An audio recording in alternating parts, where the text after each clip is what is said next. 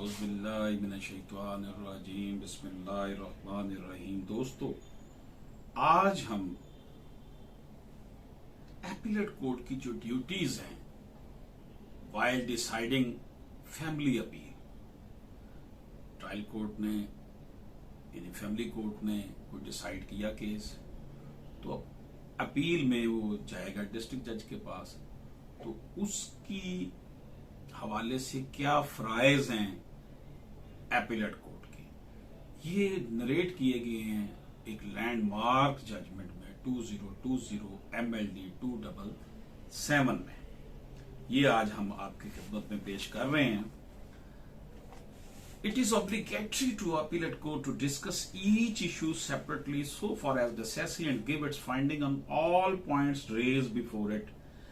जो appellate court है ना फैमिली केस में, उसके पास बड़े वसी इख्तियारात हैं और उसके फ्राइज भी उसी तरह, जितने इख्तियारात फ्राइज भी होते हैं।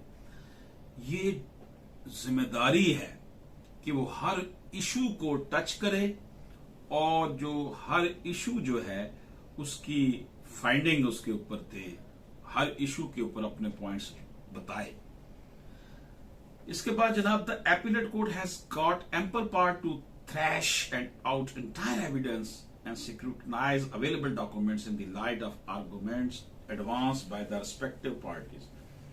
दोस्तों, जो मैं जजमेंट आपके सामने पढ़ रहा हूं जिसमें एपीलेट कोर्ट की ड्यूटीज के हवाले से बड़े लैंडमार्क पॉइंट्स दिए गए हैं, बड़ी लैंडमार्क जजमेंट है, उसमें यह कहा गया कि एपीलेट कोर्ट के पास ये पूरे इख्तियार हैं कि वो सारे के सारे एविडेंस को या कोई एविडेंस जो ली गई हैं, गवाहियां ली गई हैं, डॉक्यूमेंट्री एविडेंस है, ओरल एग्रीमेंट एविडेंस है, जो भी है उन सबको स्क्रूटनाइज करें और उन सारे के सारे को थ्रैश आउट भी कर सकती है, खत्म करके नए भी ले सकती है। किस सूरत में? नया उनको सबको खत्म करके उनको पसे पुश डाल के नए भी वो एविडेंस ले सकती है on the basis of arguments advance by the respective parties. यानी कि आर्गूमेंट्स हुए, चाहे सब अगर महसूस करते हैं कि विटनेसेस के जो मामलात हैं, एविडेंस के विटनेसेस के हवाले से या डॉक्यूमेंट्स के हवाले से वो ठीक नहीं है, तो वो सारे के सारे उसको खत्म करके नए भी ले सकता है on the basis of arguments by the respective parties.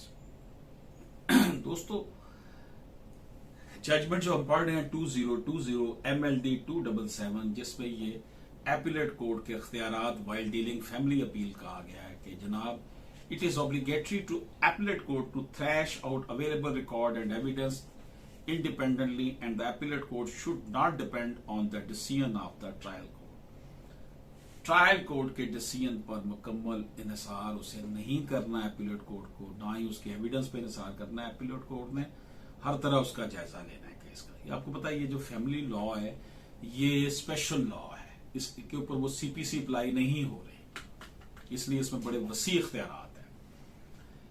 इसका चौथा पॉइंट है कि जनाब, the appellate court can take a second look at all legal and factual aspects of the case. जो एपीलेट कोर्ट है वो कानूनी और वाकयाती जो मामलात हैं केस के, उनके ऊपर भी लोग सेकंड लुक दे सकती है कि क्या उनको सही तौर पर ट्रायल जज ने देखा है या नहीं देखा। दोस्तों, appellate court is required to reappraise the evidence and reach thereby to its own conclusion which might be different from one arrived at by trial court.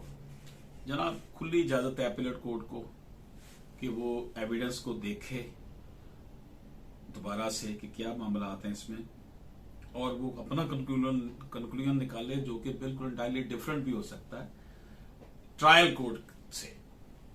दोस्तों, appellate court is duty bound to deal with all issues as first appeal is valuable right in which the both question of law and fact are to be considered. Question of law और question of fact दोनों ने इसमें discuss होना होता है।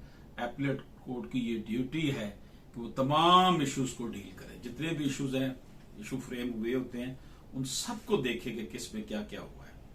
दोस्तों, it is essential that judge should accord fair and proper hearing to a person sought to be affected by his order and give sufficient, clear and explicit reason in support of order made by him.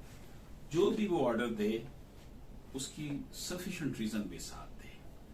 दोस्तों, family appeal, the district court under the Family Court Act 1964 being only court of appeal is required under the law। एक ही है बस, ये district court है, इसके बाद appeal नहीं है। लोग जाना चाहें तो रिट में चले जाते हैं, लेकिन असल अब काम जो है वो अपील वाला काम यहीं पे है, इसलिए इसको बड़ी ही अहमियत दी गई है। तो इस हवाले से तमाम मटेरियल जो रिकॉर्ड पर है उसे देखना डिस्ट्रिक्ट जज साहब जो उसको देख रहे हैं एपीलेट जज जरूरी है। दोस्तों, it is equally well settled that if the appellate court proceeds to reverse the decree of trial court, it is incumbent upon it to not only take into consideration entire evidence but also to take notice of the reason which had prevailed with the lower court for taking a contrary view। तो इसमें जनाब ये कहा गया इस judgement में कि अगर एपीलेट जज साहब बिल्कुल डिफरेंट व्यू ले रहे हैं, जो फैसला उसने किया उसके रिवर्स जा रहे हैं, तो वो तमाम रीजन उसमें बताएंगे।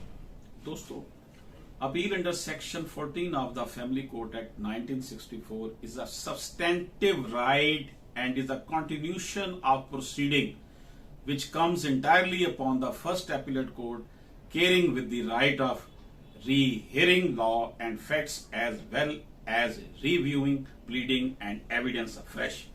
दोस्तों, ये जो बड़ी लैंडमार्क जजमेंट जो मैंने आपकी खिदमत में पेश की है फैमिली अपील के हवाले से 2020 MLD 277, इसमें यह कहा गया है कि जो ये अपील है सेक्शन 14 फैमिली कोर्ट एक्ट 1964 के तहत, ये एक सब्सटेंटिव राइट है और ये वो जो सूट फाइल हुआ था उसकी ही ये कंटिन्यूशन है। इसलिए एपीलेट कोर्ट को बहुत ज्यादा केयरिंग करने की जरूरत है।